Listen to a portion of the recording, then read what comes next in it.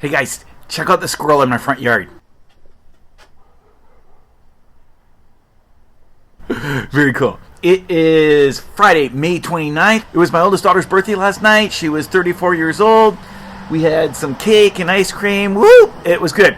Are you getting super tired of not being able to hang out with your friends? And it really sucks, of course, not being able to gather together physically for church and for our big youth group. You guys have been doing your Zoom groups, which have been going fantastic, and hopefully we're going to have an opportunity this next month where you guys can actually get together with your small group, with your core group in a physical manner. So we're going to be working that out.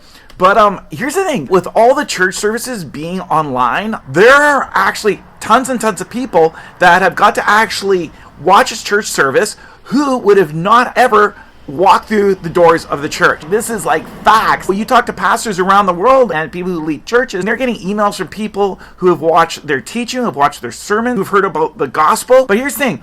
This past week in Acts 26, Paul's being under arrest for like a couple of years here. And before he gets shipped off to Rome, he keeps like telling everyone about Jesus. He keeps talking about his conversion story and how God just like stepped into his life and stopped him from like chasing down Christians and arresting them and throwing them in jail to change him into this incredible missionary for God, right? Where he's going around and telling people about Jesus and people's lives are being changed. So he's telling his story, and one of the people he's talking to is King Agrippa, and he's putting forth the gospel. This other person who's sitting there says to him, Paul, you're insane, as Paul's explaining about the gospel. And King Agrippa says to Paul, do you think you can convince me in such a short time to become a Christian? And Paul's response to it is incredible. And it just makes me think of all these people who are watching services around the world who are experiencing the message of Christianity for the first time. And Paul responds basically by saying that whether it's a short time or it's a long time, his goal is for everyone to come to know who Jesus is. And then Paul, of course, throws in without having to wear the chains that he's wearing. I want you to think about that tonight.